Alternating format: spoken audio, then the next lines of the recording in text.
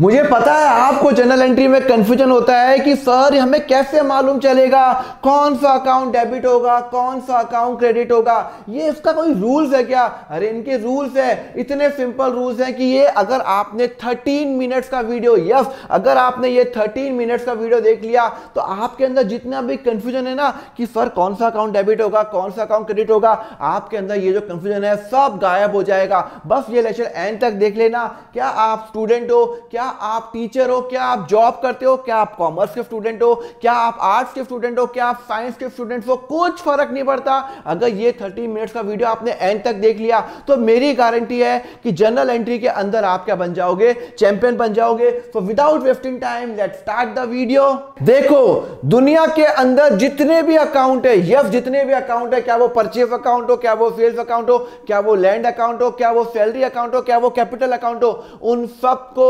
मुझे 5 major heading के अंदर क्लासिफाई करना है। और वो 5 हेडिंग कौन कौन सी है? वो है मेरी, एक है एसेट अकाउंट, लायबिलिटीज, इनकम और प्रॉफिट, एक्सपेंस और लॉसेस एंड कैपिटल और ड्राइंग। आपने अगर इन 5 हेडिंग के अंदर क्लासिफाई कर लिया ना तो जनरल एंट्री आपके लिए इतना सिंपल हो जाएगा कि आप आंख बंद करके भी जनरल एंट्री कर लोगे। तो चलो फटाफट इस क्लासिफिकेशन को सीख लेते हैं। क्या है क्लासिफिकेशन? सबसे पहले एसेट। ये एसेट्स क्या होते हैं? देखो एसेट्स वो होते हैं जिसकी लाइफ 1 साल से ज्यादा होती है, जिसकी रीसेल वैल्यू होती है। जैसे कि लैंड, मैंने लैंड खरीदा, उसकी लाइफ 1 साल से ज्यादा है और उसको मैं फटाफट बेच भी सकता हूं, तो वो मेरा एसेट है। बिल्डिंग लाइफ 1 साल से ज्यादा है, उसको मैं बेच भी सकता हूं, वो मेरा क्या हो गया? एसेट हो गया।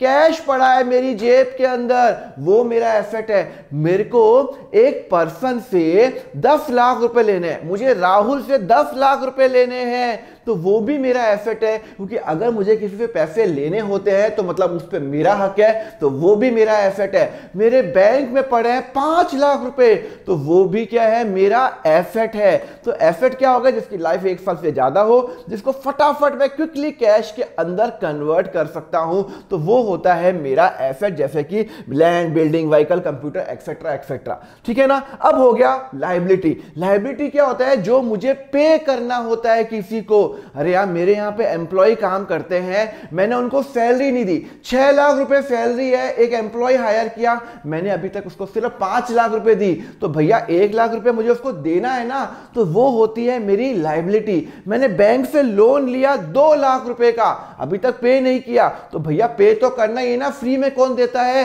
तो वो जो 2 लाख रुपए जो लोन जो मुझे पे करना है वो क्या हो गई? लायबिलिटी। तो कोई भी अमाउंट मुझे अगर किसी को पे करना है तो वो हो जाती है लायबिलिटी हो जाती है। जैसे कि मुझे किसी को रेंट पे करना है, मुझे क्रेडिटर से, मैंने सामान खरीदा उसका पैसा पे नहीं किया, मुझे bank loan, outstanding salary etcetera, तो ये सब हो गई मेरी लायबिलिटीज हो गई। अब आते हैं अपन इनकम। अरे इनकम या जिसके लिए मैं बिजनेस करता हूं, मैंने सामान बेचा, सेल्स, मैंने एफडी बनाई बैंक के अंदर 2 लाख की और उस पर मुझे इंटरेस्ट आया 20,000 रुपए, वो मेरी इनकम। मैंने कंसल्टेंसी दी कि भैया इनकम टैक्स रिटर्न ऐसे फाइल करते हैं, उसके लिए मुझे 2,000 रुपए फीस चाहिए, वो मेरी इनकम। तो जिस चीज के लिए मैं काम कर रहा हूं तो मेरे को इनकम तो आएगी ना। तो जब मेरी इनकम कौन से रूप में आ रही है? सेल्स के रूप में आ रही है, इंटरेस्ट के रूप में आती है, रॉयल्टी के रूप में आ रही है, कमीशन इनकम के रूप में आ रही है, उसको मैं बोलता हूं इनकम। ठीक है, लास्ट हो गया मेरा सॉरी एक्सपेंस। एक्सपेंस क्या हो गया? जो मेरा खर्चा होता है। जैसे मैंने प्रॉपर्टी यूज की, मैंने रेंट पे किया, खर्चा। मैंने अपने एम्प्लॉय को सैलरी दी, खर्चा। अब आप बोलोगे सर खर्चा है या एसेट है? अरे भैया रेंट पे किया, खत्म, bye bye tata bye bye, खत्म, मैंने रेंट पे कर दिया, अब मैं उसको बेच तो नहीं सकता हूं रेंट को, तो वो मेरा खर्चा है। आप ऑटो में गए 100 रुपए, वो मेरा खर्चा है। आप रेस्टोरेंट में गए 500 रुपए का बिल आया, वो खर्चा है। आपने लैपटॉप खरीदा 1 लाख रुपए का, वो खर्चा नहीं है, वो एसेट है, क्योंकि वो उसकी लाइफ 1 साल से ज्यादा है। तो जिसकी लाइफ 1 साल से कम है और जिसको फटाफट आप रीसेल नहीं कर सकते, वो मेरा खर्चा है। जैसे कि rent account, salary account, entertainment expense, restaurant expense, travelling expense, ये सब क्या है? मेरे खर्चे हैं। ओके, तो ये देखो मैंने खर्चे लिखे हुए हैं। अब लास्ट है कैपिटल। जो भी मेरे ओनर का होता है पैसा, मेरे कंपनी के मालिक का जो होता है पैसा, उसको मैं कैपिटल का रूप देता हूं। अगर रिलायंस इंडस्ट्री की बात करो तो रिलायंस इंडस्ट्री का जो भी मालिक है, सपोज करो मुकेश अंबानी जी हैं, तो उनका जो पैसा होता है वो रिलायंस इंडस्ट्री क्लासिफाई करेगा कैपिटल। तो capital is always use for the मालिक, जो कंपनी का ओनर है, जो बिजनेस का मालिक है, उसका जो एक सेपरेट अकाउंट बनता है। भैया वो मालिक है तो उसका एक सेपरेट अकाउंट तो बनता है ना, तो उस अकाउंट को बोलते हैं कैपिटल। तो कैपिटल सिर्फ ओनर के लिए यूज होता है। क्लियर है, यहां समझ में आया? चलो, तो अब मैंने आपको क्लासिफाई करा दिया ये एसेट्स क्या, लायबिलिटीज क्या है। एक काम करते हैं, टेस्ट करते हैं, उसके बाद अपन रूल्स ऑफ डेबिट और क्रेडिट पे आएंगे। चलो टेस्ट करते हैं। चलो मुझे बताओ रेंट क्या है? अरे रेंट मेरा खर्चा है, खर्चा है। क्या है मेरा रेंट? सर खर्चा है। बिल्डिंग क्या है? बिल्डिंग, सर बिल्डिंग इसकी लाइफ 1 साल से ज्यादा है तो वो एसेट है। लैपटॉप क्या, लाइफ 1 साल से ज्यादा है, वो मेरा एसेट है। कमीशन इनकम, तो वो इनकम के अंदर आएगा ना, इनकम लिखा हुआ है। क्रेडिटर, मुझे किसी को कुछ पे करना है, पे करना है। क्रेडिटर मतलब पे करना है, तो भाई साहब लायबिलिटी। लोन पेबल, भाई साहब लायबिलिटी, मुझे किसी को पे करना है। ओनर कैपिटल, कैपिटल तो भैया हमेशा ओनर कैपिटल हमेशा कैपिटल के अंदर ही आएगा। ठीक है, हमने टेस्ट भी ले लिया, क्लासिफाई कर दिया। अब आते हैं अपन rules of debit and credit. 5 heading classify हो गई। अब आप देखना जनरल एंट्री आपकी यूं हो जाएगी, यूं। मैं आपको गारंटी देता हूं। चलो देखते हैं क्या होता है। देखो रूल्स ऑफ डेबिट और क्रेडिट, बड़ा सिंपल सी बात है। देखो एसेट और एक्सपेंस, एसेट और एक्सपेंस जब जब बढ़ेंगे, जब जब बढ़ेंगे वो डेबिट होगा। जब जब बढ़ेंगे डेबिट होगा, जब जब घटेंगे क्रेडिट होगा। बढ़ेगा डेबिट, घटेगा क्रेडिट। ध्यान रखना, एसेट और एक्सपेंस बढ़ेगा डेबिट, घटेगा क्रेडिट। क्लियर है? सिमिलरली लायबिलिटी इनकम कैपिटल, जिसको मैं LIC शॉर्ट फॉर्म बोलता हूं, लायबिलिटी इनकम और कैपिटल, इनका एक रूल है। क्या? बढ़ेगा तो क्रेडिट, बढ़ेगा तो क्रेडिट, और घटेगा तो डेबिट। बढ़ेगा तो क्रेडिट, घटेगा तो डेबिट। तो एसेट और एक्सपेंस का रूल है, बढ़ेगा तो डेबिट, कम होगा तो क्रेडिट। और लायबिलिटी इनकम कैपिटल का रूल है कि जब जब बढ़ेगा तो क्रेडिट और जब जब घटेगा तो डेबिट। सर समझ में नहीं आया? चलो क्वेश्चन करते हैं। Salary paid ₹50,000 in cash. मैंने एक एम्प्लॉय को सैलरी पे की 50,000 रुपए कैश के रूप में। चलो इसकी मुझे एंट्री बताओ। देखो इसमें दो कौन कौन से अकाउंट इन्वॉल्व है, उसमें दो कौन कौन से अकाउंट इन्वॉल्व है। देखो एक अकाउंट इन्वॉल्व है, देखो एक अकाउंट इन्वॉल्व है सैलरी अकाउंट। क्या अकाउंट है? Salary account. और मैंने भाई साहब जी को कैश पे किया। मेरे यहाँ पे एक एम्प्लॉय आया, उसने मेरे यहाँ पे काम किया, मैंने उसको सैलरी दे दी 50,000 रुपए। तो सैलरी और कैश दो अकाउंट इन्वॉल्व हो गए। तो सैलरी क्या है भाई साहब? सर सैलरी सर खर्चा है। मैं आपको बता चुका हूं कि सैलरी क्या होती है, एक खर्चा है। सैलरी रेंट, खर्चा हो रहा है या नहीं हो रहा है? सर हो रहा है। खर्चा बढ़ रहा है, खर्चा बढ़ रहा है। जब जब खर्चा बढ़ेगा वो डेबिट होगा।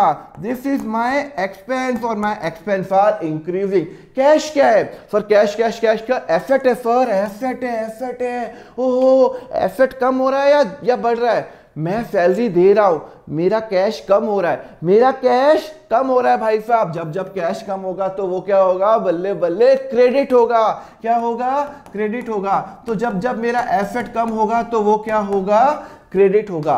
समझ में आया? मैंने वही तो लिखा है, सैलरी खर्चा है और जब जब मेरा खर्चा होगा तो वो डेबिट होगा। और कैश मेरा क्या है?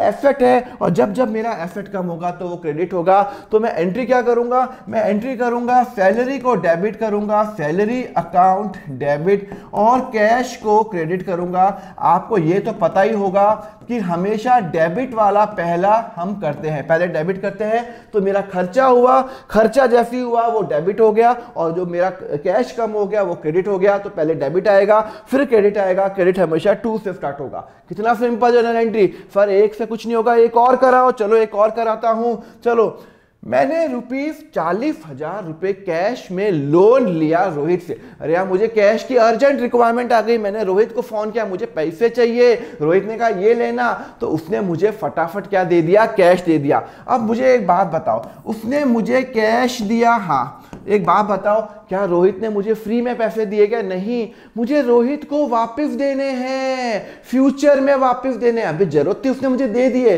तो भैया मेरा एक अकाउंट क्रिएट हो जाएगा, Rohit loan account, loan account. अब एक बात बताओ, कैश क्या है? कैश है, पर कैश तो मेरा एसेट है, अभी आपने बताया है ना, तो जो मेरा एसेट बढ़ रहा है। अरे यार मेरे पास कैश आ रहा है ना, मेरी अकाउंटिंग करो ना, रोहित की अकाउंटिंग करने को मेरी अकाउंटिंग कर रहे हो, तो मेरे पास कैश आ रहा है या जा रहा है?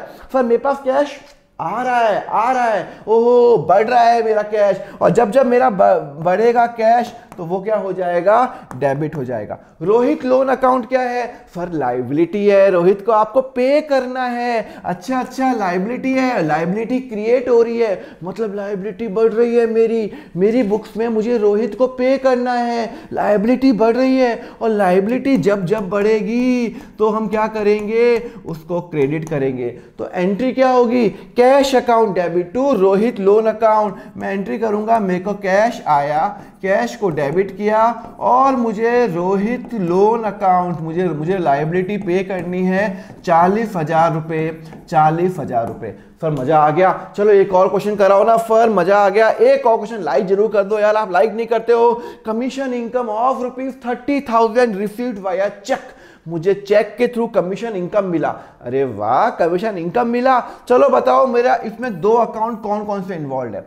मुझे कमीशन इनकम मिली, क्या मिली? फॉर 30,000 चेक के थ्रू। एक बात बताओ, कोई इंसान मुझे चेक देगा तो मेरा बैंक बैलेंस बढ़ेगा या कैश बैलेंस बढ़ेगा? बैंक बैलेंस बढ़ेगा, बैंक बैलेंस बढ़ेगा। Very good, very good. और बैंक बैलेंस क्या होता है? बैंक बैलेंस और बैंक एसेट है, एक्सपेंस है, क्या है सर? अरे एसेट है ना भाई साहब, मेरा एसेट है, मेरी प्रॉपर्टी है, मेरा हक है उस पे। तो भैया मेरा बैंक बैलेंस बढ़ रहा है, बल्ले बल्ले, तो वो क्या हो जाएगा? डेबिट, क्योंकि वो है एसेट अकाउंट। चलो अब दूसरा, मेरे को बैंक बैलेंस बढ़ गया 30,000 रुपए से। क्यों बढ़ा? क्यों बढ़ा अकाउंट में? मैंने कमीशन कमाया, कमीशन कमाया, commission income, commission income, commission income कहाँ जाएगा? मुझे फटाफट बताओ। सर कमीशन इनकम, सर वो तो इनकम अकाउंट है। हाँ, तो वो जो इनकम अकाउंट है, जैसी मेरी इनकम बढ़ रही है कम हो रही है? सर मेरी इनकम बढ़ रही है, जैसी मेरी इनकम बढ़ रही है तो वो क्या होगा? क्रेडिट होगा। जब जब मेरी इनकम बढ़ेगी तो वो क्या होगा? क्रेडिट होगा। तो एंट्री क्या हो गई? Bank account debit to commission income. Bank balance बढ़ रहा है मेरा, बैंक बैलेंस बढ़ रहा है to commission income account. Clear है या नहीं है? क्लियर है।